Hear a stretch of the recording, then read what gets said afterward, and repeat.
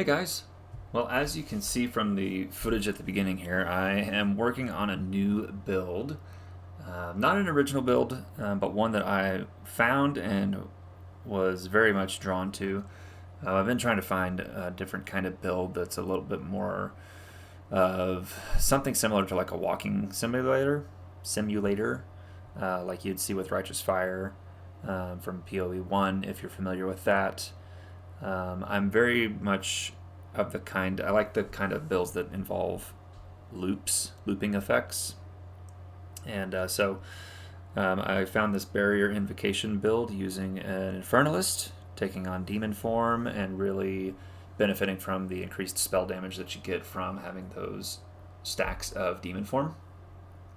And so, as you can see, there are some really cool upsides to running the build. However, there are a few things to consider whenever you look at doing a build like this. There's really three different things or scales that you have to consider. The first thing being how much damage you take every time your Infernal Flame overflows. So if you're unfamiliar, because we are taking Pyromantic Pact, every time we spend our maximum Infernal Flame, we take 100% of our life and energy shield as fire damage. And so once you factor in your fire resistance, that is how much damage you take every time you fill up your mana bar, your Infernal Flame bar. Because we're playing with Barrier Invocation, we have to generate energy, and so the way that we generate energy with Barrier Invocation is when we take damage to our energy shield, that builds up a certain amount of energy. Once it reaches the right threshold, it will be, you can then spend or cast Barrier Invocation. There's a lot of math involved. It's not too complicated. I'm going to do you guys a favor. I'm going to link the original video that I saw this in the description, because he includes a spreadsheet that makes it really simple to figure out. I have this much life, I have this much ES, the spell I want to use costs this much, and I have this much maximum Infernal Flame, and it really tells you exactly how much increased energy you need to find somewhere in your build. So places to find the increased energy would be Barrier Invocation itself, with quality, with levels, with the Impetus gem. You can also find some points over here on the passive tree. And if you're really desperate like me, because I'm still leveling the build, you can get these 3 extra points up here for additional increased energy gain. In the video, or in the footage at the front of the video here, I actually was running this, I think at level 67, 68. I don't recommend doing that. I was curious to see just how early I could get this build up and running. I technically had it going at 67, 68, but it was very scuffed. I would get through half or 3/4 of a map and die because I'd kill myself from taking damage, from damaging myself. And it didn't really start to feel, it still doesn't feel amazing. Or no, let me say it this way. It still doesn't feel perfect. It's starting to feel amazing. It doesn't feel perfect yet, but it's starting to feel amazing around the 74 to 75 level, when you can get enough of the flask nodes, flask recovery nodes, duration, effect, all those kinds of things, to really ensure that your life flask is fully topping off your energy shield as you're damaging yourself. So you have the Infernal Flame scaler that you have to consider, and how much damage that does to you, and then consequently how much energy you gain from each time that procs, which then tells you how much you need to invest in increased energy on the tree or gems. Additionally, you also have to consider how much your skill that you're going to cast with Barrier Invocation actually costs, and how frequently it will need to be cast. So for example, if we look at Barrier Invocation, it says the socketed spells consume 10 energy per 0.1 seconds of base cast time when triggered. And so we need to consider how long the base cast time is for the spell that we want to use. In this case with Spark, it's 0.7 seconds. And therefore, the way that the math works out means that for Spark, at my health levels, at my mana cost levels, I need to cast it approximately 4 times in order to fully build up the mana bar. And so, doing that allows me to cycle Barrier Invocation with itself. So all I have to do when I'm walking through a map is literally just hold down the Barrier Invocation button and keep track of my ES bar, and as it's bouncing back and forth, once it starts to get low, meaning my flask is done, I pop my flask one more time. And that keeps me topped off on health, and because I'm constantly casting Spark, everything just dies. On the screen, beyond the screen, it's just kind of getting silly. As far as I know, this is an intended interaction. I don't think I'm doing anything here that's not intended. Like, it seems to be exactly the way this spell is designed to work. And they gave us all the tools to do it. So I don't think this is going to get patched away or anything like that, because it feels very much like a design mechanic. But looking at the tree, there's various things that you have to take.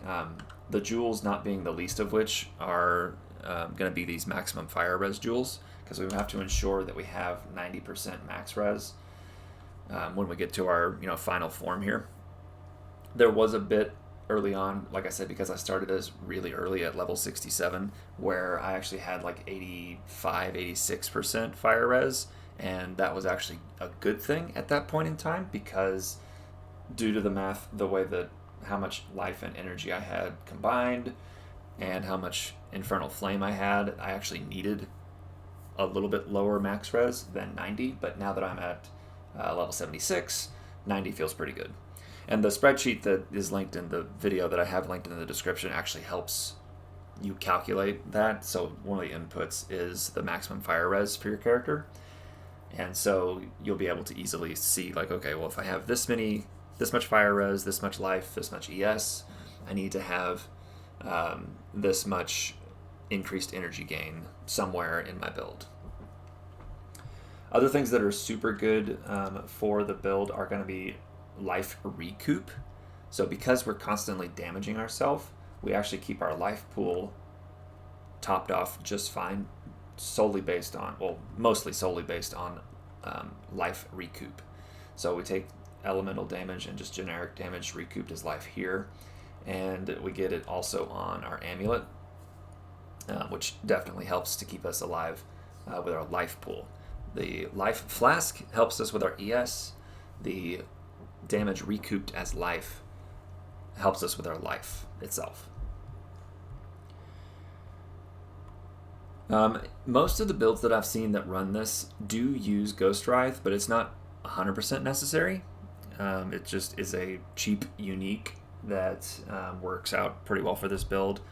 You don't have to get it corrupted. You can just have the regular one. I particularly think this is a good unique for this build because it comes with Chaos Res, and it makes getting Chaos Res really easy on this build. So, I found Chaos Res on a couple of pieces. Where was it? There. It's chest and helmet. And the 10% that you get from the campaign are the only places that I have Chaos Res in this build, and I'm at 64%, so I'm sure I'll be able to find 10% somewhere else in the build. But I think Ghost Wraith is a good option for a chest piece because it's very easy to acquire. It doesn't cost much, and it just meshes really well with the build. You can run other skills instead of Spark, so I'm gonna play around with Eye of Winter possibly. I've seen a lot of people run Comet in this build, so you can definitely do that as well.